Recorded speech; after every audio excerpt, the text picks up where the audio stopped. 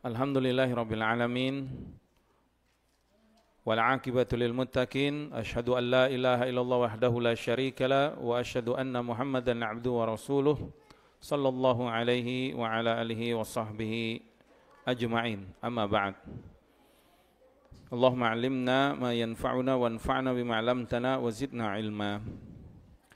Ikhwati fid din, kita lanjutkan apa yang sudah kita sebutkan, yang sudah kita baca dari matan Ushulus Tsalatsa.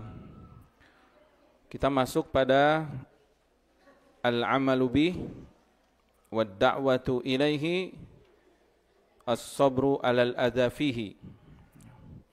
Jadi wajib bagi seorang muslim mengetahui 4 perkara ini. Yang pertama tentang ilmu. Kita sudah sebutkan bahwa ilmu itu adalah ilmu syar'i.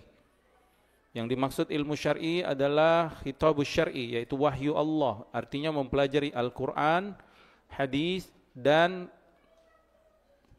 manhaj para sahabat, salafus saleh, para sahabat, para tabi'in dalam memahami Al-Quran dan hadis. Dan perkataan-perkataan para ulama serta kawaid-kawaid yang mereka sebutkan. Kemudian al-amalu bi, ini tujuan menuntut ilmu. Tujuan menuntut ilmu adalah mengamalkan.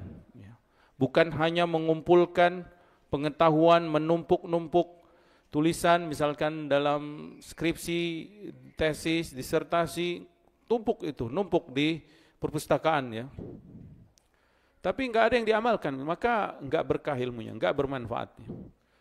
Karena tujuan menuntut ilmu bukan menumpuk kekayaan intelektual, bukan. Bukan sekedar mendapatkan gelar, misalkan sarjana, magister, doktor, profesor, atau gelar-gelar yang dibikin-bikin oleh manusia, Gus, Kiai, Buya misalkan, atau Habib, atau gelar apapun itu, bukan itu. Karena tujuan menuntut ilmu, apa tadi? Mengamalkan ilmu. Fastabiqul khairat, maka Allah perintahkan kita berlomba-lomba dalam kebaikan, dalam mengamalkan ilmu.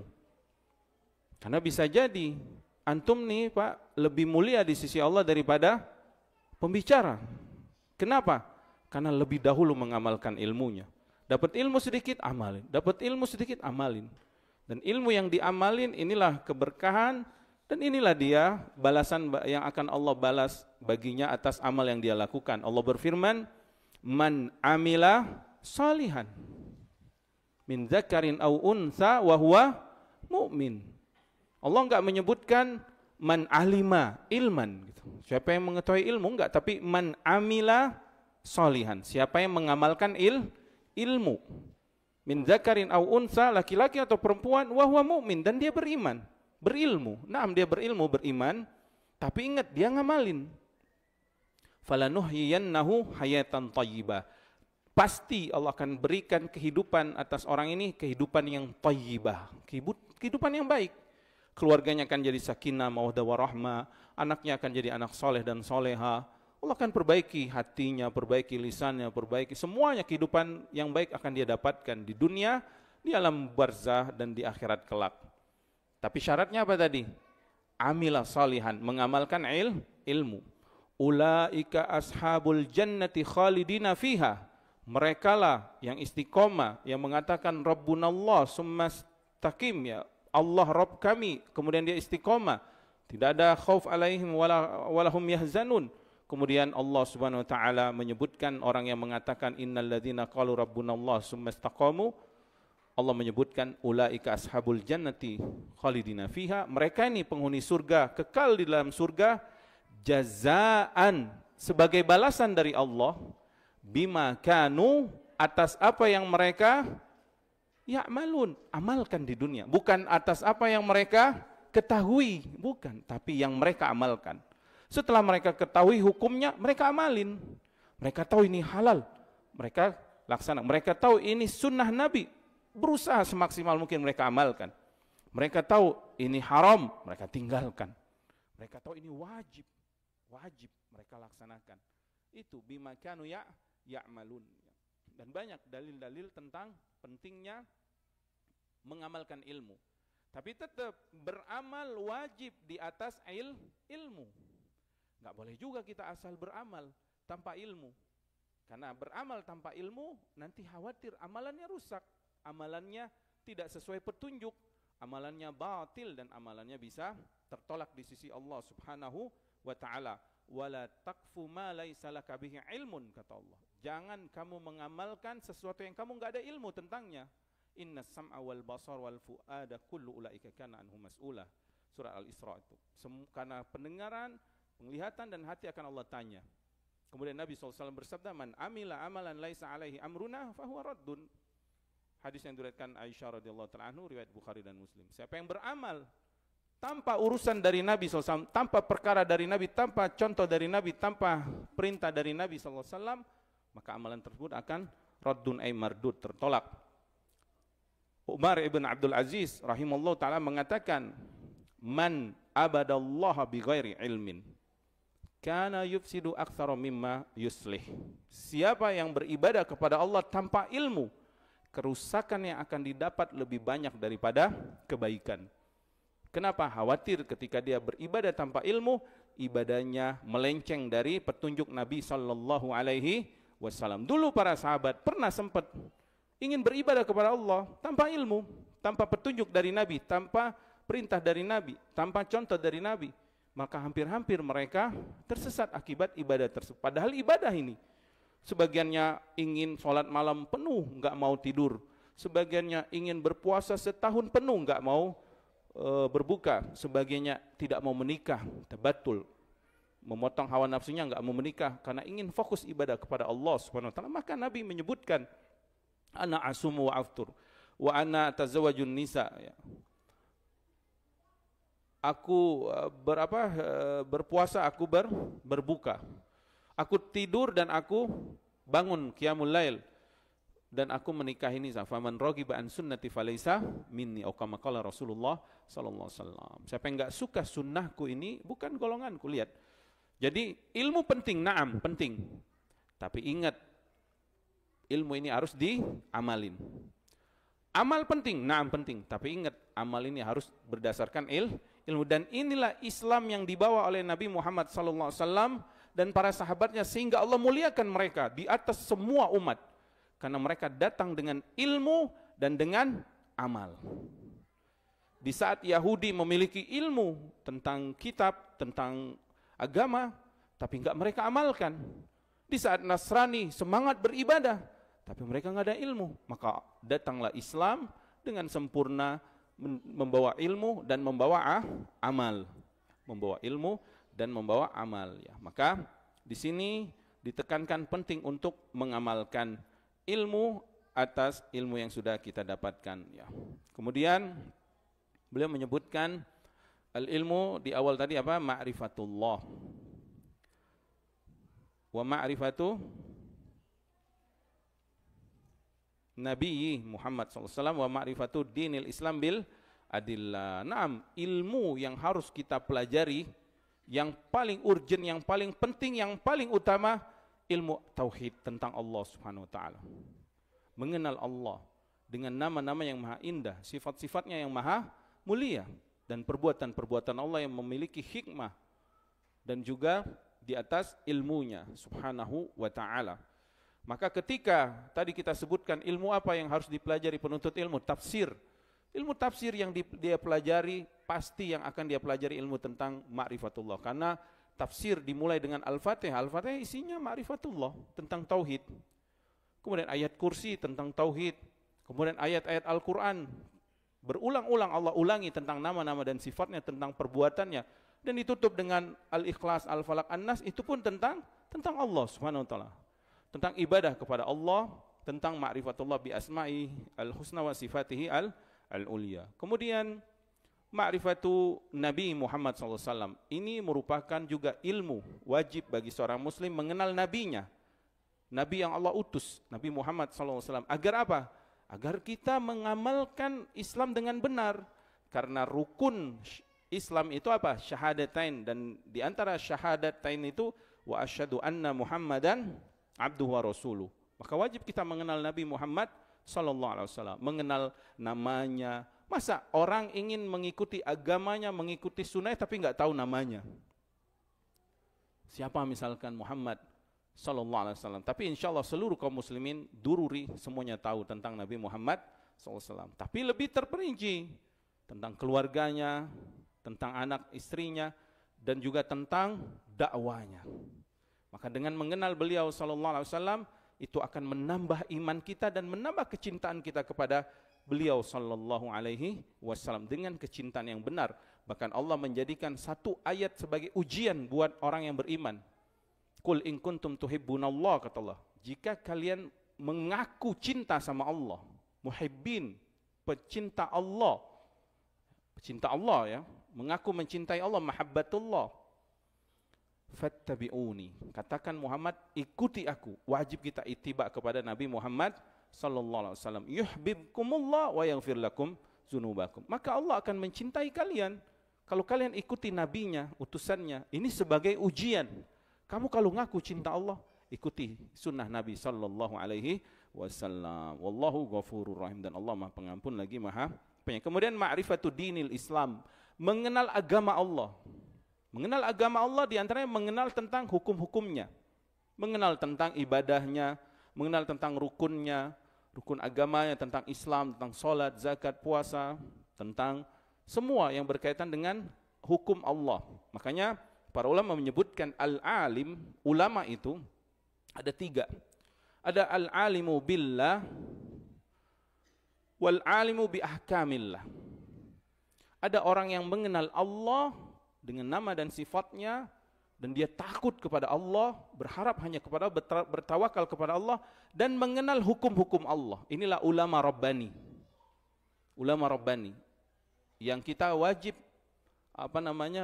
mengikuti mereka, ulama yang Rabbani ini. Bima kuntum tu'allimunal kitaba wa bima kuntum tadrusun, kata Allah. Karena kalian telah mempelajari kitab Allah dan mengajarkan kitab Allah. Rabbani, alimun billah wa alimun bi ahkamillah. Dia mengenal Allah dan mengenal hukum Allah. Yang kedua, alimun billah wala ya'lamu bi ahkamillah.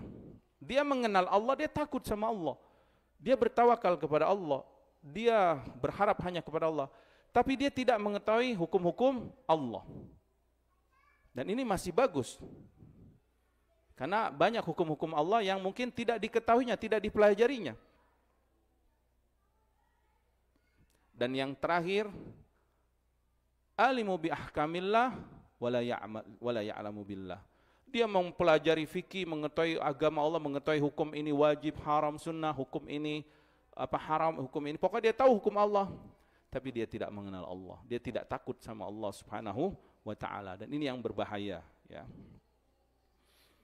Kemudian wad da'watu ilaihi, dakwah. Dan dakwah ini bagian dari mengamalkan ilmu. Karena ilaihinya, ha di sini domirnya kembali kepada ilmu tadi. Da'watu ilaihi, dakwah kepada ilmu tersebut. Dakwah tentang ma'rifatullah, dakwah tentang Nabi Muhammad SAW, mengikuti sunnahnya, dan dakwah tentang hukum agama Allah. Ya. Dan dakwah lebih umum daripada fatwa. Ya, dakwah ini lebih umum daripada fatwa. Kalau fatwa khusus hanya ulama yang boleh berfatwa, enggak boleh sembarangan ustadz, sembarangan dai berfatwa, enggak boleh. Apalagi masalah-masalah besar, masalah urusan kaum muslimin, tentang negara, tentang khalifah, tentang jihad, tentang ekonomi negara, ini enggak boleh sembarang orang berfatwa. Pokoknya tentang urusan kaum muslimin, tentang politik dan yang lainnya. Ini wajib harus para ulama khusus, mufti yang mereka memiliki keilmuan tentang hal tersebut. Adapun dakwah, maka ini lebih umum. Siapapun boleh berdakwah.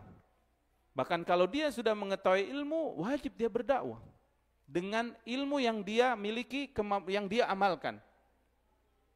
Allah berfirman, "Wal takum minkum ummatun yad'una ilal khair wa ya'muruna bil ma'ruf wa yanhauna 'anil munkar wa ulaika humul muflihun."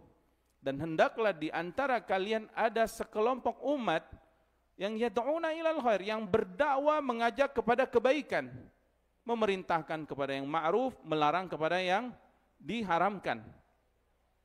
Maka bapak-bapak boleh berdakwah, tapi ingat sebatas kemampuan. Sebatas kemampuan kita. Dan dakwah itu tidak hanya dengan ceramah. Dakwah itu yang paling berpengaruh dengan dengan uswah, dengan tauladan. Bapak-bapak kalau tinggal di suatu kampung misalkan, banyak kaum musliminnya tidak sholat ke masjid. Lalu bapak-bapak ke masjid tiap hari, 5 waktu. Ini bagian dari dakwah. Maka enggak apa-apa kita niatkan agar orang melihat kita ke masjid. Tapi ingat, niatnya bukan riya, bukan membanggakan diri, enggak. Ingin orang tahu, ini loh muslim itu ke masjid. Laki-laki ya, ke masjid. Atau di saat lalai tidak baca Quran, kita baca Quran. Di saat banyak maksiat bertebaran, kita menjauhi atau kita ingatkan. Dengan perbuatan. Di saat banyak yang pelit, yang bakhil, kaum musliminnya misal nggak mau infak, nggak mau sedekah, kita paling depan bersedekah, paling depan berinfak. Ini dakwah juga. Jadi dakwah itu nggak cuma ceramah, dakwah itu juga bil hal, bil uswa, bil qudwah, dengan contoh yang baik. Maka wajib seorang muslim berdakwah. Makanya beliau menyebutkan di sini wajib ad-da'watu ilaih, berdakwah. Dan berdakwah itu ingat tadi, tidak hanya ceramah, tidak hanya daurah, tidak hanya mendengarkan kajian, enggak. Dakwah itu lebih umum. Dakwah bil hal, dakwah bil lisan, dakwah bil kitabah, bisa dakwah dengan tulisan. Bisa juga kita berdakwah menyebar video-video kebaikan. Video ulama misalnya yang sekarang alhamdulillah banyak diterjemahin. Mengandung nasihat-nasihat yang mulia dari para ulama, sebarin gak apa-apa, sebarin ke keluarga kita, ke teman-teman kita, sebarin. Simple aja, karena bisa jadi Pak, orang dapat hidayah dari dakwah tersebut dan kita dapat pahalanya. Terkadang kita nggak sadar, kita pernah misalkan nyebar video di grup keluarga kita tentang pentingnya bertobat, pentingnya hijrah, atau pentingnya menutup aurat, atau meninggalkan kemaksiatan, meninggalkan rokok, misalnya meninggalkan musik, atau meninggalkan riba, atau meninggalkan korupsi atau yang lainnya. Mungkin kita menganggap ini biasa, tapi ternyata Allah ingin memberikan hidayah kepada seseorang, dan ternyata orang itu ketika mendengar, melihat video ini, walaupun potongan pendek, subhanallah dia dapat hidayah, dia bersyukur. Berapa banyak kejadian seperti ini. Makanya guru kita, guru kami Syekh Sulaiman Ruhaili hafizallahu taala, beliau pengajar Masjid Nabawi, isi kajian setiap hari Sabtu di majelis di kursinya Syekh Abdul Razak hafizallahu taala, Syekh Abdul Muhsin. Beliau selalu mengingatkan tentang dakwah ini untuk berlomba-lomba menyebarkan dakwah para ulama walaupun potongan-potongan video pendek. Beliau memotivasi, sebarkan video ini. Karena bisa jadi video pendek ini sampai ke hutan belantara yang dilihat oleh orang non-muslim misalkan, atau orang yang sedang gelisah, sedang jatuh, ternyata Allah ingin memberikan hidayah, dia mendengar video ulama tersebut, dia beriman dan dia bertobat, dia hijrah. Bisa jadi. Jadi dakwah itu tidak hanya dengan ceramah. Dakwah tidak hanya dengan tulisan. Dakwah tidak hanya dengan mengajak dengan suara misalnya, enggak. Dakwah juga bisa dengan hal, dengan perbuatan. Dakwah juga bisa dengan menyebar-nyebar kebaikan dengan video-video yang sekarang sudah Allah mudahkan ya, wasilah kita untuk mendengarkan kebaikan. Kemudian beliau membawakan dalil, yaitu surat Al-Asr. Setelah dakwah sabar ya. Sabar ini ada 3 tingkatan atau ada 3 kesabaran yang harus diamalkan. Sabar ini habsun nafsi, ya, menahan jiwa kita dari apa-apa yang tidak diridhoi Allah atau tidak disyariatkan. Dan sabar itu ada 3. Yang pertama, sabar dari apa? Ala ta'atillah, sabar mentaati Allah. Kita setiap hari sholat 5 waktu, sabar kita sampai kita meninggal. Jangan fala tamutuna illa wa antum muslim. Jangan kita meninggal kecuali dalam keadaan muslim, menyerahkan diri kita kepada Allah dengan sujud dan ruku, sholat 5 waktu. Sabar udah. Di antara bentuk kesabaran, sabar qiyamul lail. Kan berat qiyamul lail itu. Harus bangun malam-malam di saat hujan dingin, apalagi hujan terus di Cianjur ya. Allahumma sayyiban nafi'a mutirna bifadlillah, diturunkan hujan dengan karunia dari Allah. Itu malam-malam kan berat itu bangun, sabar udah, bangun qiyamul lail, minimal witir, sabar. Itu kesabaran, butuh kesabaran, termasuk sabar dalam belajar menuntut ilmu.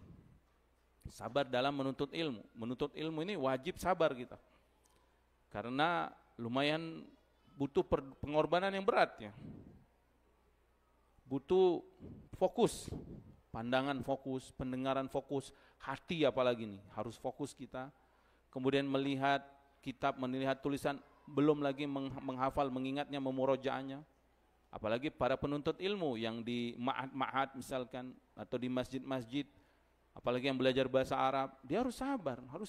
Apalagi yang belajar tentang tajwid, tahsin, memperbaiki bacaan Al-Qur'annya, sabar udah. Sabar mentaati Allah itu namanya. Sabar. Kemudian sabar yang kedua, as-sabru an ma'siyatillah. Sabar meninggalkan maksiat kepada Allah. Sabar meninggalkan maksiat.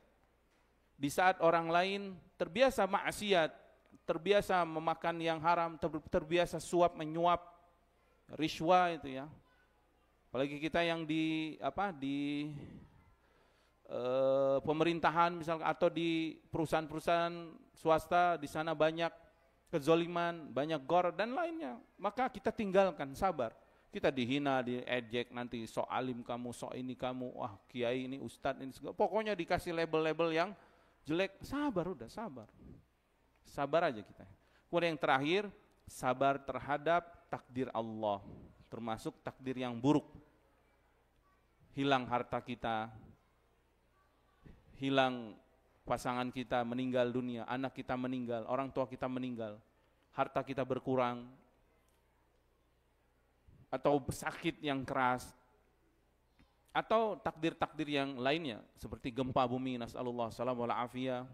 Ya, sabar kita. Rumah saya terkena, innalillahi wa inna ilaihi rajiun. Kemudian kita meminta pahala atas musibah, Allahumma ajurni fi musibati wa ahlif li khairan minha. Sabar. Dan kesabaran ini akan berbuah yang sangat indah, yang sangat manis, Pak. Sebagaimana kita menunggu buah-buah itu kan, petani itu kan sabar, dia nunggu bulir-bulir padinya tumbuh. Atau perkebunan ya, yang menanam misalkan di Cianjur ini nanam apa biasanya, Kang? Teh ya, sabar kan dia nungguin itu daunnya bermekaran, pucuk harumnya itu ya. Atau apalagi yang nanam apel atau nanam anggur, sabar kan mereka, sabar nunggu itu, dan mereka setiap hari menyiramnya, itu lihat buahnya nanti kan ya. Dan buah kesabaran itu bighairi hisab ya, Allah akan berikan pahala tanpa batasan. Kemudian di sini dibawakan surat Al-Asr. Allah berfirman wal asri, demi waktu. Pendapat yang lebih kuat makna asr itu waktu yang berjalan ini. Atau lebih khusus lagi waktu asar, salat asar itu, waktu asar.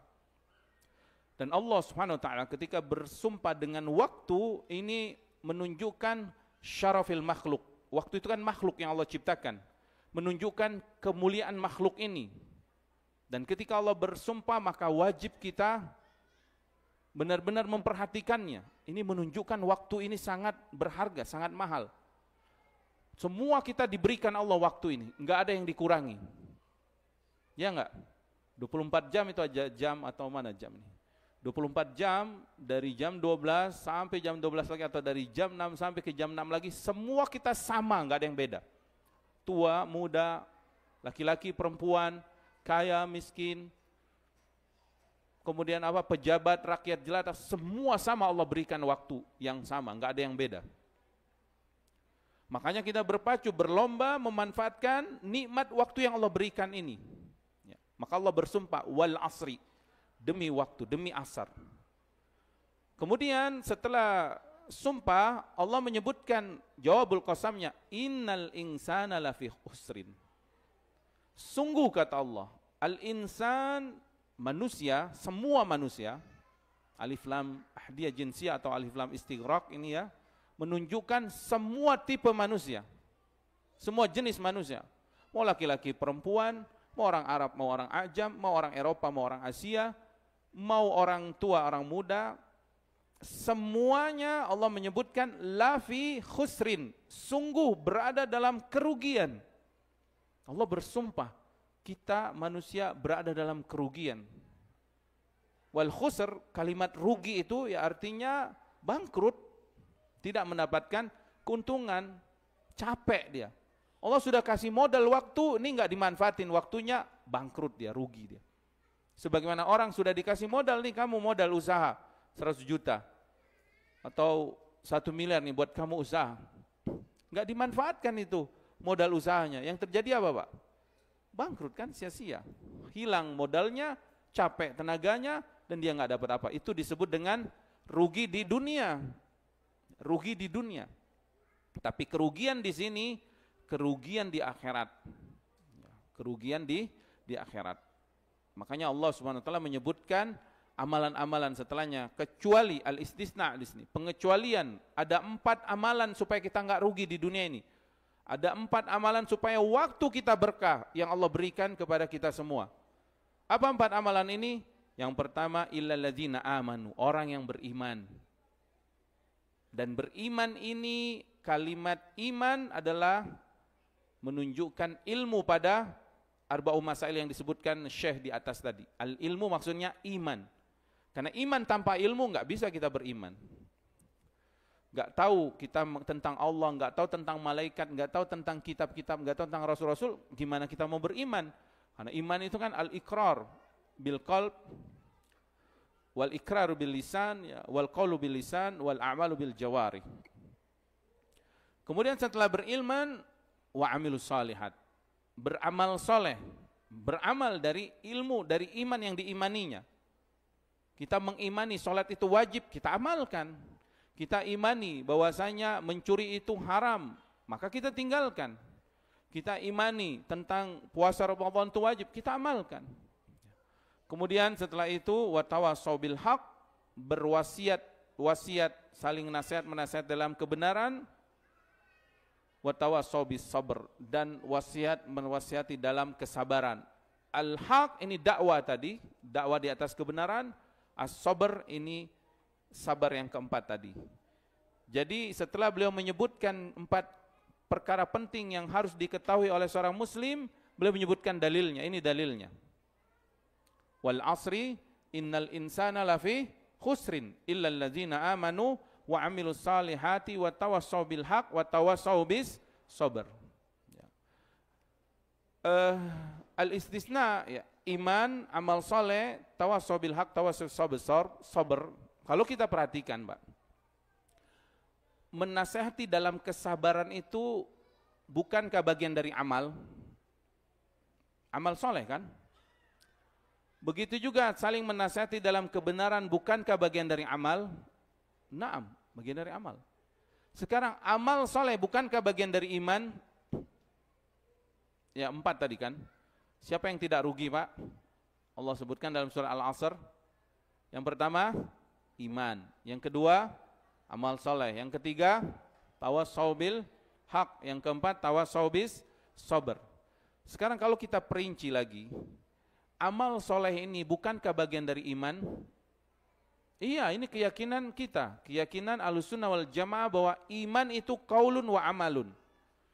Iman itu adalah keyakinan di dalam hati, ucapan dengan lisan, dan amalan dengan anggota badan. Ini makna iman. Lalu kenapa Allah mengulangi lagi amal soleh, tawassau bil haq, tawassau bis sabr? Kata para ulama, litanbih, agar kita sangat perhatian dengan amal dan perhatian terhadap nasihat-nasihat dalam kebenaran dan dalam kesabaran. Penyebutan khos setelah am di dalam Al-Quran itu banyak. Ini dalam ilmu dalam ilmu balaghah disebutkan penyebutan khusus setelah umum. Sebagaimana Allah berfirman dalam surah Al-Baqarah, "Man kana aduwan lillah wa malaikatihi wa rusulihi wa Jibril wa Mikala fa innallaha aduwwul lil kafirin."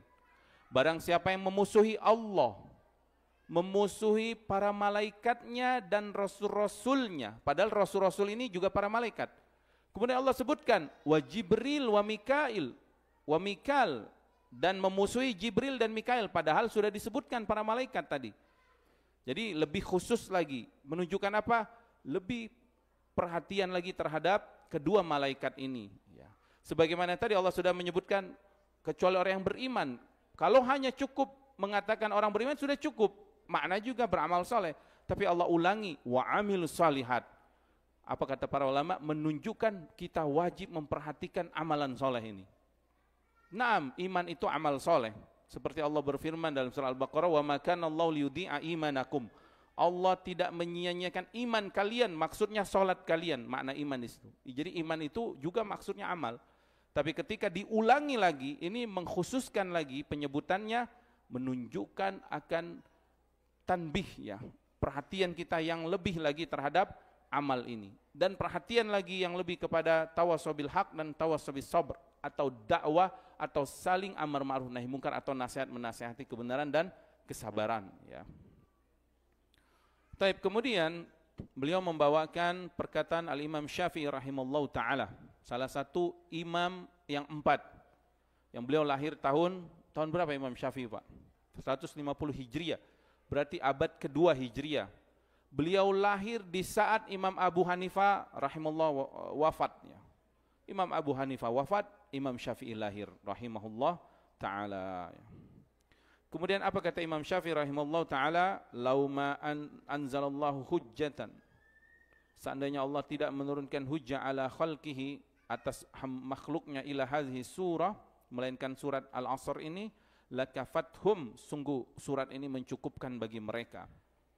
Para ulama menyebutkan bahwa perkataan Imam Syafi'i rahimallahu ta'ala ini bukan berarti kita tidak butuh ayat-ayat yang lain tentang agama Allah, kita butuh. Tapi beliau menyebutkan ini menunjukkan betapa agungnya ayat ini, Al-Asr ini, Pak. Al-Asr ini ayat yang sangat agung. Kenapa? Karena di dalamnya ada kandungan-kandungan yang mulia, petunjuk dari Allah, dalil, burhan, syifa lima fis sudur, bagi orang-orang yang memahaminya dan mengamalkannya, ya. Memahami dan mengamalkan ayat ini. Kemudian beliau membawakan perkataan Imam Bukhari rahimallahu ta'ala, babul ilmi qabla al-qawli wal amal, bab tentang berilmu sebelum berkata dan beramal. Dan beliau membawakan dalil firman Allah dalam surat Muhammad ayat ke-19, fa'lam annahu la ilaha illallah wastaghfir li dzambika. Dan berilmulah engkau tentang la ilaha illallah dan mohon ampunlah atas dosamu. Fabada abil ilmi qabla al-qawli wal amal. Maka beliau membawa, atau Allah memulai dengan ilmu sebelum qaul, sebelum kita berkata, berzikir dan yang lainnya, dakwah, wal amal, dan sebelum kita beramal dengan badan kita atau dengan harta kita. Taib, na'am, fadal Ustaz.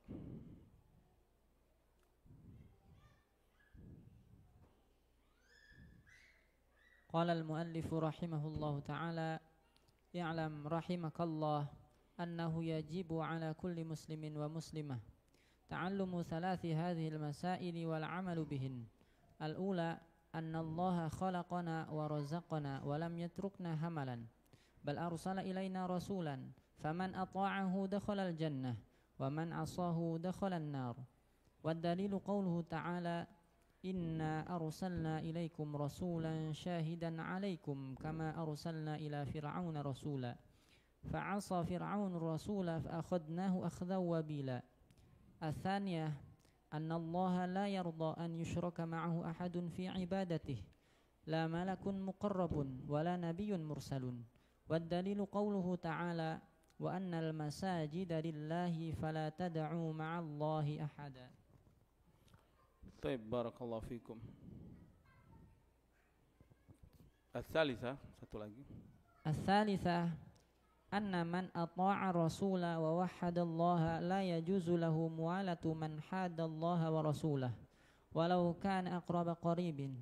Wad dalilu qawluhu ta'ala la tajidu qauman yu'minuna billahi wal yawmil akhir yuwadduna man hadda Allah wa rasulah ولو كانوا آباءهم أو أبناءهم أو إخوانهم أو عشيرتهم أولئك كتب في قلوبهم الإيمان وأيدهم بروح منه ويدخلهم جنات تجري من تحتها الأنهار خالدين فيها رضي الله عنهم ورضوا عنه أولئك حزب الله ألا إن حزب الله هم المفلحون.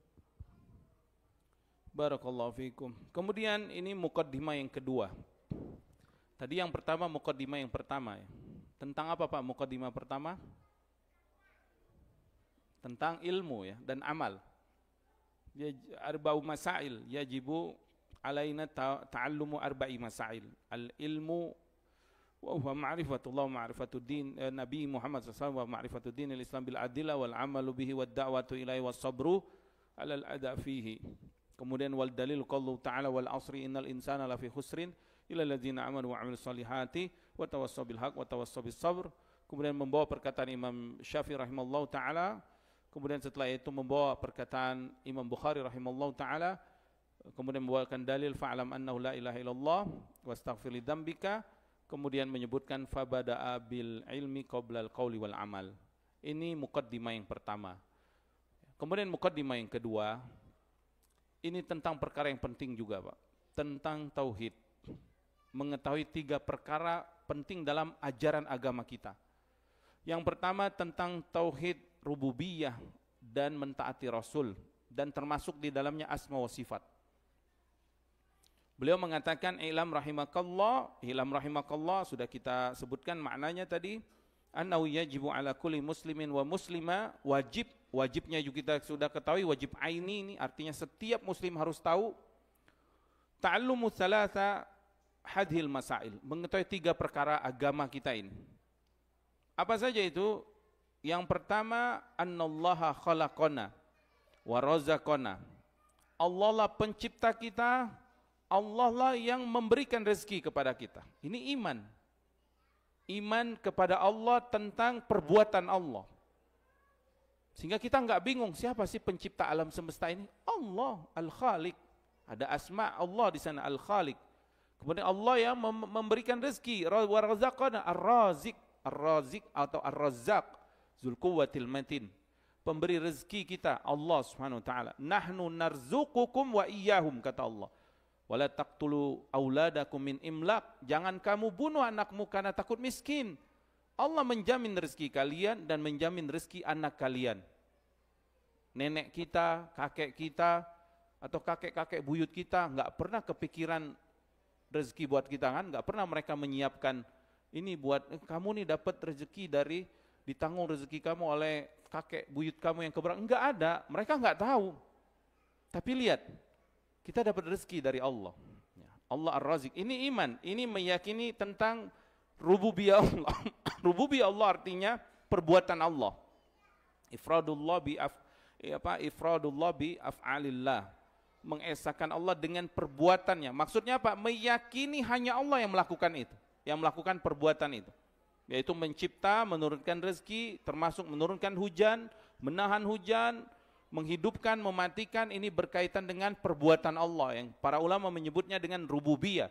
Dalilnya mana? Alhamdulillahi rabbil alamin. Segala puji milik Allah, Rabb alam semesta. Ai Rabbuna, Khaliquna, Razikuna.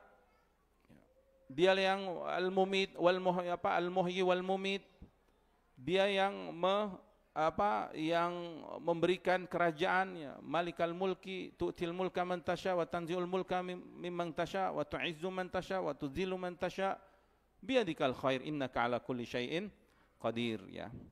Jadi ini tentang yang pertama, wajib seseorang muslim dan muslimah mengimani tentang rububiyah Allah dan mengimani tentang asma dan sifat Allah.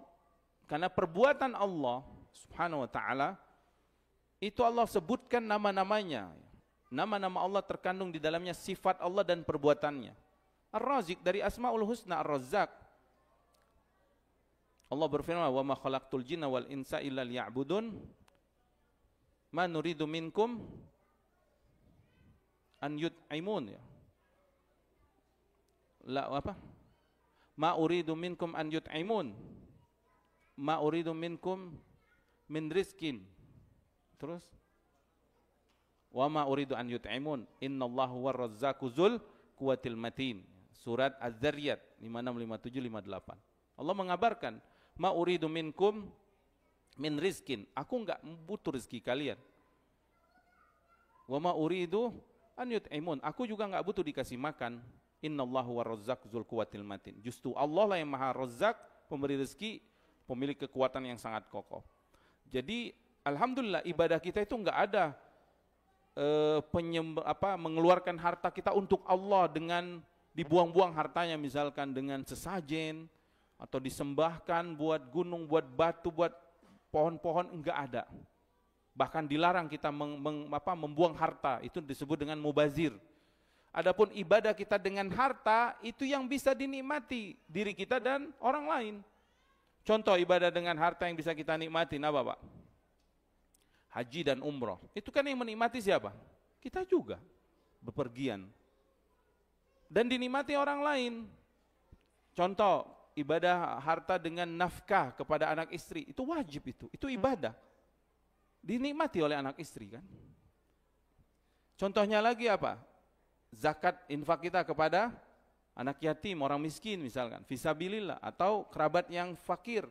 Kan mereka yang menikmati, hartanya jadi bermanfaat. Kalau mau ibadah kepada Allah dengan berkurban, potong sapinya enggak dibuang. Potong sapinya bismillah, Allahu Akbar, terus diapain sapinya Pak? Disop, disate atau direndang, dibagi-bagiin ke tetangga, dibagi-bagiin ke kerabat, dinikmati gitu. Itu ibadah. Karena Allah enggak butuh makanan itu. Allah enggak butuh diberi makan, diberikan rezeki, karena Dia yang memberikan rezeki. Ya. Dan itu subhanallah sesuai dengan fitrah kita, sesuai dengan akal sehat, logika, dan tentu sangat sesuai dengan nas-nas di dalam Al-Quran. Ya. Dan Allah subhanahu wa ta'ala akan membalas ibadah tersebut. Jadi annallaha khalaqana wa razaqana, ini adalah tentang rububiyah Allah. Dan di dalamnya ada asma wa sifat. Kemudian walam yatrukna hamalah. Allah tidak meninggalkan kita sia-sia. Maksudnya apa? Allah tidak menciptakan manusia itu diciptain begitu aja, tidak ditinggalkan gitu. Tidak dibiarin. Maka sangat keji keyakinan orang-orang ateis, atau ada istilah apa? Istilah agnostik ya. Dia percaya sama Tuhan tapi enggak percaya sama agama. Pernah dengar ini, Pak? Saya percaya sama Tuhan, dia percaya sama Tuhan, tapi dia enggak percaya dengan agama apapun. Pokoknya saya yakin ada Tuhan. Dia enggak percaya. Kalau ateis itu kan bertingkat-tingkat juga. Ada yang benar-benar enggak percaya Tuhan. Tapi ada juga yang saya percaya Tuhan tapi saya enggak percaya agama. Dia enggak percaya dengan agama. Ini menghina Allah subhanahu wa ta'ala. Maha suci Allah atas keyakinan mereka. Seakan-akan mengatakan, sudah Allah ciptakan lalu Allah tinggalin begitu aja. Maka ini bertentangan dengan fitrah, bertentangan dengan akal, dan bertentangan dengan dalil-dalil syar'i tentunya. Kita Pak, kalau bikin bangunan, ini bikin Al-Bayan, bikin masjid, bikin sekolah misalkan, bikin sekolah, ada kandang, ada bakery, ada inilah usahanya. Lalu setelah dibuat oleh ketua yayasannya atau orang yang dalamnya, kita tinggalin gitu. Sehat nggak itu Pak? Nggak diurus gitu, dibiarin, ditinggalin misalkan. Dibiarin aja Pak Indra, sehat nggak itu? Enggak kan? Paham kan maksudnya Pak? Manusia aja kalau bikin sesuatu, setelah dia bikin pasti dia akan apa? Rawat, dia maintenance, dia bikin aturan-aturannya. Dia bikin apa? Bagaimana ini supaya berjalan. Ya kayak kita bikin perusahaan, bikin sekolah, pasti itu akan di manage oleh dia. Nanti ada pemimpinnya akan mengaturnya, ada manage-nya. Itu sudah akal manusia itu sepakat, seluruh manusia sepakat. Baik yang beriman enggak beriman, secara akal mereka sepakat. Kalau seseorang bikin sesuatu pasti enggak mungkin dia biarin. Sekarang bagaimana dengan Allah Subhanahu wa taala, Maha suci Allah yang tidak sama dengan makhluk? Mungkin enggak Allah ciptain ini langit bumi? Kalau Allah ciptain ada manusia yang ada akalnya, Allah biarin mereka hidup. Enggak ada syariat, enggak ada aturan, enggak ada. Lalu apa yang terjadi nanti? Kalau manusia enggak ada syariat, Pak? Ya lihat, terjadi homoseksual, terjadi apa? Kezoliman, raja mengaku Tuhan, itu kan karena dia pengen sendiri aja. Iya kan? Akhirnya mereka hidup seperti binatang, nggak ada aturan. Nah mungkin ini yang mereka inginkan, mereka ingin hidup bebas. Jadi intinya orang yang menolak agama Allah, menolak tentang tauhid, menolak syariat Allah, intinya itu orang-orang yang ingin memperturutkan hawa nafsunya yang dia jadikan Tuhan. Dia ingin bebas hidup, nggak mau ada aturan. Padahal dia kerja di perusahaan, dia wajib mengikuti aturan perusahaan. Bahkan dia tinggal di suatu negara, dia wajib mengikuti peraturan negara itu. Berani nggak dia bilang, ini tempat ini nggak ada presidennya, nggak ada RT-nya, nggak ada RW-nya, lalu dia bebas semaunya. Berani nggak dia bilang gitu? Nggak berani pasti. Kalau mau dia tinggal seperti itu, ya tinggal di hutan sama macan, harimau ya, sama ular, silakan hidup seperti itu. Pun ada aturan di hutannya mungkin ya, aturan kehewanan mungkin, wallahu ta'ala alam. Jadi walam yatrukna hamala, ini menunjukkan bahwa Allah Maha Suci dari sifat yang kurang, yaitu membiarkan ciptaannya nggak ada aturannya. Makanya Allah turunkan syariatnya. Allah utus Rasul dan Nabinya untuk membimbing manusia kembali kepada aturan yang benar, aturan hidup yang sudah Allah syariatkan, agar mereka selamat, agar di dunia mereka selamat, di akhirat juga selamat, kembali kepada surganya Allah Subhanahu wa ta'ala. Allah berfirman, ya ayyuhallazina amanu stajibu lillahi walirrasuli idza da'akum lima yuhyikum. Surat Al-Anfal itu. Wahai manusia, penuhi seruan Allah, penuhi seruan Rasul yang memberikan kehidupan bagi kalian. Kehidupan hati, kehidupan jiwa, kebersihan akal yang sehat, kemudian kehidupan yang harmonis, berkeluarga, bermasyarakat, bernegara, dan secara internasional. Pasti apa yang Allah atur ini akan memberikan maslahat yang besar, kebaikan bagi seluruh umat manusia. Dan yang mengatur semua itu Pak, hanya syariat Islam. Lihat tentang hukum pernikahan. Di agama-agama yang lain mungkin diatur, tapi nggak terperinci seperti syariat Islam. Orang yang nggak percaya adanya agama Allah, gimana dia mau nikah? Pakai syariat siapa dia? Gimana dia mau punya anak? Gimana tentang hukum waris? Gimana tentang jual belinya? Gimana tentang hubungan sesama orang tua, sesama saudara, sesama famili, sesama gimana? Nggak ada aturannya kan? Mereka mau buat-buat dengan akalnya, rusak. Kalau aturan hidupnya dibuat hanya dengan akal, rusak, karena setiap akal berbeda-beda pendapatnya. Iya kan? Kalau dipaksa manusia, saya akan membuat aturan tentang kehidupan berkeluarga laki-laki dan perempuan. Mereka ingin buat aturan tentang pernikahan, buat rusak. Itu sudah terjadi, rusak. Terjadi homo, kaum liwat, terjadi di jahiliyah itu nikah-nikah yang aneh-aneh. Satu wanita didatangi oleh 10 laki-laki, nanti dia milih, atau yang lainnya ya. Kalau ingin dapat nasab yang baik, dia biarin istrinya berhubungan sama pemimpin kabilah ini atau dukun ini supaya dapat nasab yang itu, kan rusak ya, rusak ya. Wallahu ta'ala alam. Mungkin ini yang bisa kita sampaikan. Insyaallah kita lanjutkan pada pertemuan berikutnya. Semoga Allah Subhanahu wa ta'ala mengampuni kita semua. Semoga Allah memperbaiki semua keadaan kita dan menambahkan ilmu yang bermanfaat, menambahkan iman kita dan memberikan taufik agar kita mengamalkan amalan soleh. Nas'alullah salama wal afiyah wa an yuslih lana sya'nana kulla wa la yakilana ila anfusina tarfata ain. Allahumma inna nas'aluka an yuslih lana sya'nana kulla wa la takilna ila anfusina tarfata ain.